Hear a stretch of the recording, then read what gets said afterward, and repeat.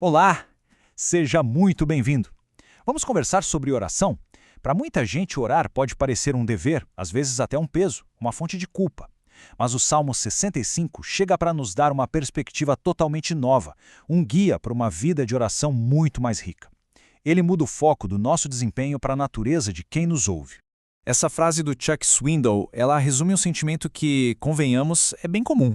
Aquela pressão de orar por horas, de usar as palavras perfeitas, de ter uma fé que remove montanhas, isso pode ser esmagador. E aí o que acontece? A gente acaba se sentindo inadequado, como se estivesse sempre falhando nessa área da vida. Então, vamos mergulhar nisso. E se a oração não for sobre a nossa perfeição, mas sobre a perfeição de Deus? O Salmo 65 faz exatamente isso. Ele vira o jogo. Tira o foco da nossa performance e coloca no caráter de Deus, nos mostrando por que orar é, na verdade, um privilégio incrível. Bom, a primeira e mais importante verdade que o Salmo estabelece é a base de todo o resto. Deus ouve. Antes da gente se preocupar com o poder dele ou com a sua provisão, o salmista nos convida a parar e assimilar essa realidade que traz tanta paz. Ele é acessível. Pensa um pouco na grandeza disso. O Criador do universo inclina o seu ouvido para ouvir. O salmista o descreve como aquele que escuta a oração, é parte de quem ele é. E justamente por isso, todas as pessoas, ou seja, toda a humanidade, pode chegar até ele. Numa época em que o acesso a Deus era todo mediado por sacerdotes e rituais, essa é uma declaração, assim, radical. Não é um clube exclusivo, é um convite universal. O salmista aqui é brutalmente honesto. Ele reconhece a realidade do pecado. A palavra hebraica para transgressões, avonot, não fala só de errinhos, mas de um estado de separação que nos esmaga. A nossa realidade é de falha, mas a ação de Deus é de perdão. É um contraste direto, preto no branco, entre a nossa condição e a resposta cheia de graça de Deus. E esse perdão não é uma coisa superficial, sabe? A palavra usada aqui está ligada à expiação. É a ideia de cobrir completamente os nossos pecados de um jeito que a reconciliação se torna possível. Não se trata de Deus ignorar o erro, mas dele mesmo providenciar a solução para o problema do pecado. E qual é o resultado dessa expiação? Uma bem-aventurança, uma felicidade profunda. É por causa do perdão que a gente pode ser escolhido e trazido para perto de Deus.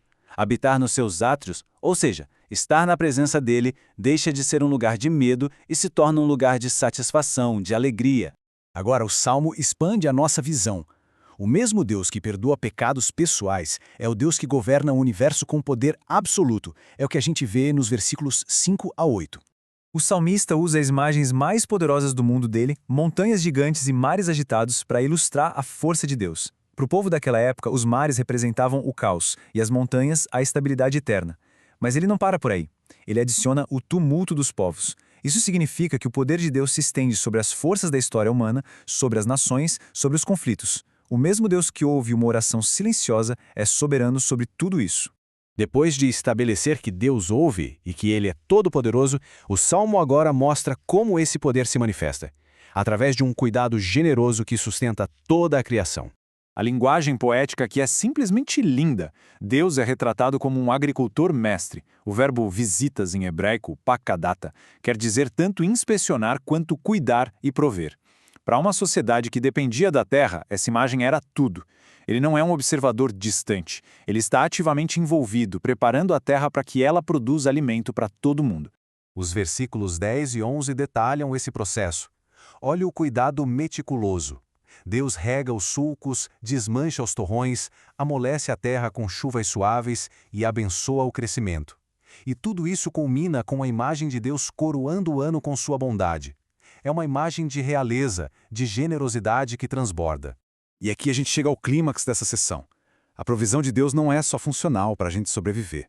Ela é tão abundante, tão cheia de vida, que a própria criação parece não conseguir se conter. O salmista a personifica, imaginando as colinas se vestindo de alegria e os campos cantando. É uma verdadeira sinfonia universal de gratidão. Para a fé cristã, esse salmo encontra seu significado mais profundo em Jesus. Todos esses temas que a gente viu, perdão, poder e provisão, apontam diretamente para a pessoa e para a obra de Jesus Cristo. A teologia cristã entende que o Deus do Antigo Testamento é o mesmo Deus revelado em Jesus. Então, quando lemos no Salmo 65 sobre o Deus que perdoa transgressões e sustenta a criação, estamos, na verdade, lendo sobre o caráter e a obra do próprio Cristo. Esse versículo do Novo Testamento é fundamental. Ele identifica Cristo como o agente da criação e o sustentador do universo. Aquela provisão que o Salmo 65 descreve de forma tão poética, as chuvas, as colheitas, acontece, em última análise, através do poder sustentador de Cristo. Então a conexão fica muito clara. Onde o Salmo fala de um Deus que perdoa transgressões, em Cristo vemos isso se realizando na sua morte na cruz. Onde o Salmo fala de um Deus que estabelece as montanhas, em Cristo vemos o poder do Criador de todas as coisas. E onde o Salmo fala de um Deus que coroa o ano com bondade, em Cristo vemos a fidelidade do sustentador que mantém o universo funcionando. Entender essas verdades todas não é só um exercício intelectual. Isso precisa transformar a maneira como a gente vive, pensa e, claro, como a gente ora. Então, como podemos responder a este Deus? Primeiro, podemos praticar uma gratidão radical, reconhecendo cada refeição não como algo garantido, mas como um presente. Isso nos leva ao segundo ponto. Se a criação é sustentada por Deus, temos a responsabilidade de cuidar dela. E essa responsabilidade vem de uma liberdade profunda, que é o terceiro ponto. Podemos viver livres da culpa, sabendo que nosso perdão não é frágil, mas está firmado na obra completa de Cristo. E por fim, tudo isso nos dá a esperança, a certeza de que a alegria da criação no Salmo aponta para uma restauração final e ainda mais gloriosa de todas as coisas. Depois de ver um retrato tão magnífico de Deus, a oração deixa de ser um fardo de culpa e se torna uma resposta de admiração. A questão então não é mais o que eu deveria dizer, mas diante de quem Ele é, o que o meu coração anseia por dizer. Que essa seja a nossa porta de entrada para uma conversa muito mais profunda e autêntica com Ele.